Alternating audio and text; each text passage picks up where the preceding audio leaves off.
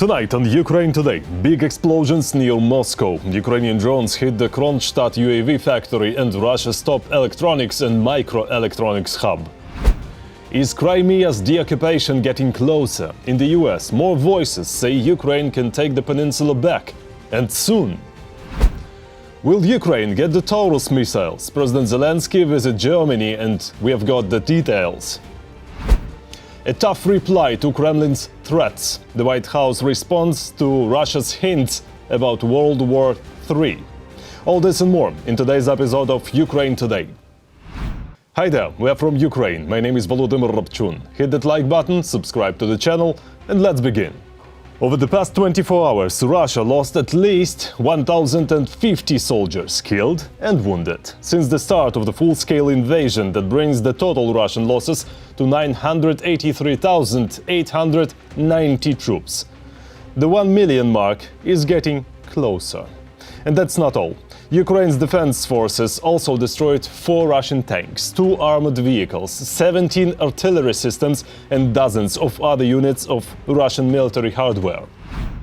It was loud in the Moscow suburbs.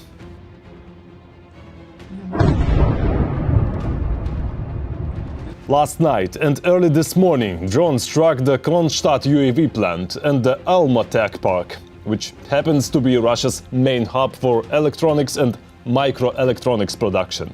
And that's not all. According to reports, Ukraine's security service hit another strategic facility just outside Moscow, the Raduga plant, Rainbow plant, which produces cruise missiles. As a result, dozens of flights in Moscow airports have been delayed or cancelled. Long lines, angry passengers. Well, that's what happens when your country launches an illegal war against its neighbor.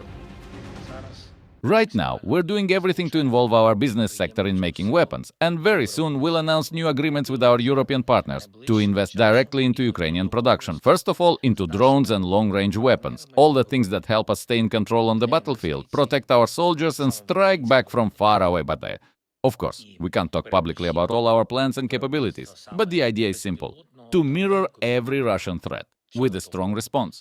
They in Russia must feel real consequences for everything they're doing against Ukraine. Meanwhile, some US officials are saying Ukraine can take back Crimea in the foreseeable future. But it's not just the peninsula that will need to be liberated.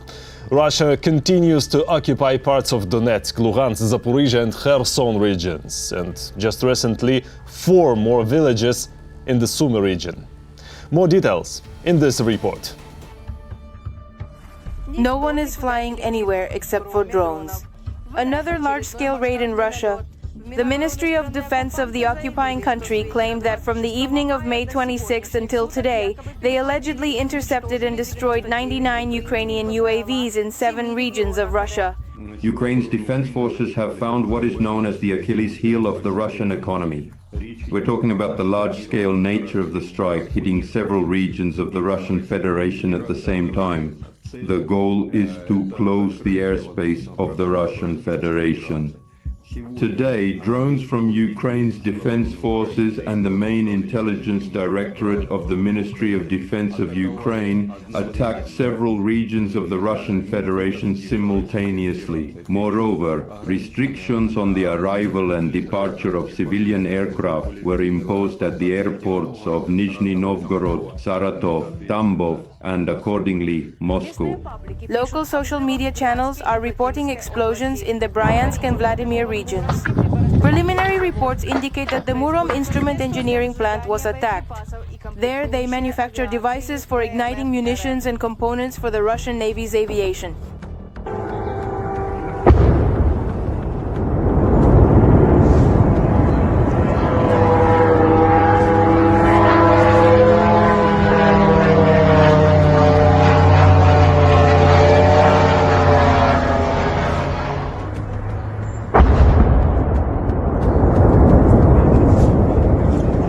This is about the systematic destruction of Russian defense industry enterprises and the reduction of the occupying army's ability to use both the latest strike weapons and accordingly to produce artillery shells, UAVs, and other military equipment.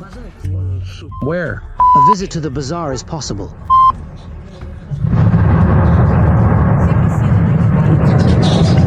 Ukrainians are stopping the occupier with all their might for a reason. According to Ukrainian intelligence, the aggressor country is preparing new offensive operations. Russia is counting on a prolonged war, a blatant disregard for everyone who strives for peace. According to a report by analysts from the Institute for the Study of War, the inability of Russian troops to break through the Ukrainian defenses to the west and southwest of Chasiv Yar limits their ability to launch a full-scale offensive on Kostiantynivka and other sections of the Ukrainian armed forces defensive line in this area. Therefore, without much hesitation, the Russians decided to stretch the line of combat and break through in the Sumy region. From a military perspective, this is an attempt to take direct control of locations held by Ukraine's defense forces. The political aspect is the creation of a so-called buffer zone, that is, a security zone, which primarily has not even military but political significance. At the moment, Russia temporarily controls 4 settlements in the Sumy region and continues to advance in order to create the so-called buffer zone. The Russian Federation will use the fact of its presence in the Sumy region as a means of pressuring the Ukrainian side, specifically to enforce the Russian ultimatum demanding the withdrawal of Ukraine's defense forces units from the territories of Donetsk, Luhansk, Zaporizhia, and Kherson regions. The situation at the front remains tense. In the past 24 hours, there have been 170 combat engagements across all sectors, including in the Kursk region. About a third of these took place in the Pokrovsk direction and were successfully repelled. Ukraine continues to develop technologies for defensive purposes. I have also instructed that separate funding be allocated for our Ukrainian ballistic program to accelerate the production of missiles. Ukraine also plans to increase the production of interceptor drones. They intend to attract funding from partners for their production. Every voice matters. Join our community, support independent journalism and help us bring you the truth from Ukraine. Become a member of Ukraine today. Join us now. It looks like the aggressor is trying to activate along the Sumy and Kharkiv front lines, following a direct order from their dictator to create a so-called buffer zone along the Ukrainian border. Here's how the situation is developing. Russians are shouting that they supposedly crave peace, but Europeans are trying to interfere. The Russian Federation even requested a UN Security Council meeting over alleged threats to global peace caused by the actions of European countries. And on top of that, they never forget to justify their strikes on Ukrainian civilians. It's the same old tune, Ukrainians are to blame for everything. These actions by Kyiv, which we were just talking about yesterday, about what happened on the eve of Victory Day, these actions by Kyiv, of course, they are at odds with the supposed desire for a peaceful process. Of course, we condemn these actions. But they don't condemn their own attacks. In fact, they even call them natural. After all, supposedly the criminal must be punished. This is a direct quote from the head of the Russian Foreign Ministry, Lavrov. But all these accusations are just a fiction. It's simply convenient to blame anyone for delaying the ceasefire, anyone but themselves. And while Peskov and Lavrov go on justifying Russia, Medvedev, on the contrary, reveals Russia's true intentions. Russia wants to occupy all of Ukraine. The deputy chairman of Russia's Security Council posted a map showing almost the entire territory of Ukraine as a so-called buffer zone. And he threatened that this is exactly what will happen if arms supplies to Kyiv do not stop. The Russian Federation envisions Ukraine looking like this, and they insist on stopping the supply of ammunition to Ukraine so that they can implement their plan more quickly and achieve what he showed in his picture. Their goal is to destroy Ukraine. And that's why all talk of peace from the Russians is just a bluff. Because while high-ranking Russian officials make statements, the Russian army is advancing. One of these directions is the Kharkiv region. From what is happening now, we can say that there are deep operations taking place there. But as for the Russian army, there are definitely no verified advances there. There may be some minor strategic developments, but again, nothing that has been verified and confirmed, definitely not. The Russians are also attacking in the Sumy region, and the situation there is more difficult than in Kharkiv. What is happening there now, I call it the reverse side of the Kursk operation, the dark side. Unfortunately, after the end of the Kursk operation, starting around the beginning of March, the Russian Federation began the gradual occupation of the Sumy region. And as of today, well, Deep State shows 60 square kilometers under occupation, but I see that about 100 square kilometers of the Sumy region are under occupation by the Russian Federation. And they are gradually expanding their presence. The main danger from the Russian army is not even the capture of the city of Sumy. I think they don't have the strength for that right now. But to approach Sumy, for example, to within 15 or 20 kilometers and turn this city once flourishing into nothing but a wasteland. This is exactly what the Russians have already done in a number of Ukrainian cities that were once flourishing and have now been turned into ruins. The Russian military steamroller has been especially brutal in the Donetsk region. The occupiers continue their offensive there. The situation is especially difficult in the Kostiantynivka direction. Over the past 3 weeks, there has been active advancement. The road between Pokrovsk and Kostiantynivka is now completely out of Ukraine's control.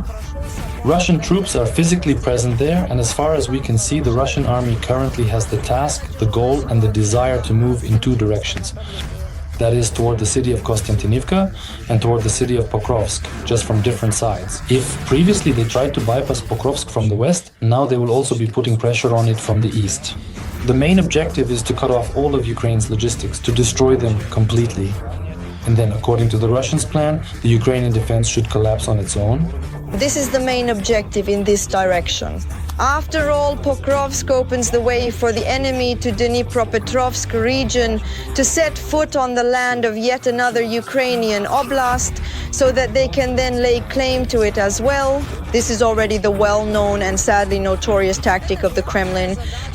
Once again, just like in February 2022, Ukraine is left with only one option: to defend itself and mostly rely on its own strength, while the whole world, as at the start of the full-scale invasion, is watching more than actually helping. Ukraine is fighting for freedom. Support independent Ukrainian journalism so we can keep telling you the truth about this war. Click the link in the description and become our sponsor. Together to victory.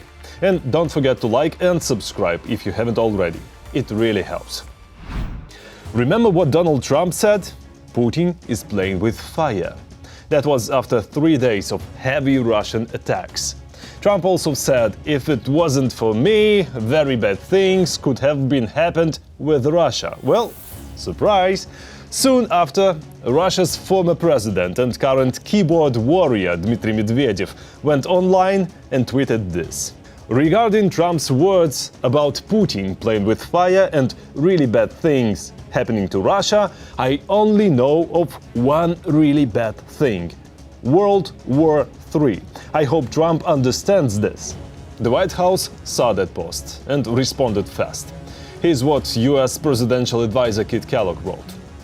Stoking fears of World War III is an unfortunate, reckless comment by Medvedev and unfitting of a world power. President Trump is working to stop this war and end the killing. We await receipt of the Russian memorandum that you promised a week ago. Cease fire now. The Kremlin may not understand the language of diplomacy, but they do understand the language of strength. And that's exactly why Russia's leadership is nervous. 4 of Ukraine's strongest partners have now lifted restrictions on the range of weapons they supply to us. What does that mean for the occupiers? Here's our report. Tula, Kaluga, Smolensk, Bryansk, Orel, Voronezh. This is not a complete list of Russian cities that can be reached by TAURUS, ATACMS and Storm Shadow missiles. France, Britain, the USA and Germany have lifted restrictions on long-range strikes with the weapons they supply. There's really nothing pleasant about the fact that, in the fourth year of the war, a crazed Kiev is pounding our territory with Western weapons. It's foolish to say that there's nothing to worry about. There's no change in approach since strikes on our land will continue. Now the arms lobby will drain all the remaining missile stockpiles, including German TAURUSes, shout in the foreign press, just like now, hooray for the Patriots, and squeeze even more money out of the population of the free Western world. Two majors. This is a post from one of the Russian channels with an audience of over 1 million. Of course, this decision should have been made much earlier. But even now, this is making Russia burn. This decision is 3 years late, even 3.5 years. Yes, it's a belated decision. Within the range of long-range weapons, almost all critically important military facilities in the European part of Russia are located. These are locations for personnel training, places where military equipment is concentrated. Those notorious GRAU arsenals, GRAU meaning huge ammunition depots, yes. In other words, these are major structures. That's it. And military airfields, which allow planes to take off regularly, dropping fabs with UMPC, for example, on Kharkiv as well. So if you push them back to a greater distance, they won't be able to use these airfields and the frequency of bombings will decrease. After Ukraine received permission to carry out long-range strikes with European missiles, Russia urgently requested an emergency meeting of the UN Security Council at the official level. The Kremlin cited threats to global peace due to the actions of European countries as the reason for this emergency. From this, we can conclude that allowing strikes on Russia with Western weapons, although belated, is the right step. If Russia intensifies its strikes on Ukraine, then our country must respond in kind. Russians only understand strength, and the sooner Europeans realize this, the better it will be. After all these outcries are certainly not about disrupting any peace agreements. On the contrary, this strengthens Ukraine's position. Currently, the range of missile strikes is 300 kilometers. It is possible that Germany will supply a modification of the TAURUS missiles with a range of 500 kilometers. This will create even more problems for the Russian Federation. There is also a possibility that the United States may lift all restrictions on its weapons that were imposed under Joe Biden. Donald Trump is seriously considering doing this, according to two high-ranking Western officials who told the Washington correspondent of the Kiev Post. All previously imposed restrictions, regardless of whether they have already been eased or not, are currently under review, as President Trump believes that the current status quo does not serve our shared interests in bringing Russia to the negotiating table. Kiev Post. It is still unknown exactly which restrictions are being discussed, whether it concerns arms supplies or strikes on Russian territory. But for Russian air defense, this is a very bad sign. If Ukraine starts launching combined missile and drone strikes, similar to those that Russia has carried out recently, they will increase the number of air defense missile systems at those sites they consider important. But if we translate this into reality, it means that all of Putin's residences will be covered with additional air defense systems, which will be pulled from the borders, from Russia's eastern borders. In other words, what we're seeing now, they'll have to increase even more. If they're already constantly moving air defense systems, and we keep seeing air defense missile complexes in Arctic camouflage, for example, in Moscow, then now there will be even more of them. Honestly, I have no idea what they're planning to use to cover the eastern and northern borders of Russia. I'm afraid it's going to be frightening. Russia doesn't have enough missile defense systems to cover even just the European part of the country. So, permission for long-range strikes could give Ukraine an additional advantage in the upcoming negotiations with the aggressor. President Volodymyr Zelensky arrived in Germany on an official visit. He met with Chancellor Merz and President Steinmeier. The talks focused on support for Ukraine and steps to end the war. The people of Ukraine have been standing up to Russia's war of aggression for more than 3 years now. They are defending their lives, their land, and our shared freedom. And with enormous sacrifice, they're also defending the security of Europe against Russia's militant revisionism. We feel for the people of Ukraine, and we thank them for everything they're doing. We're supporting Ukraine, and we will continue to do so for as long as it takes.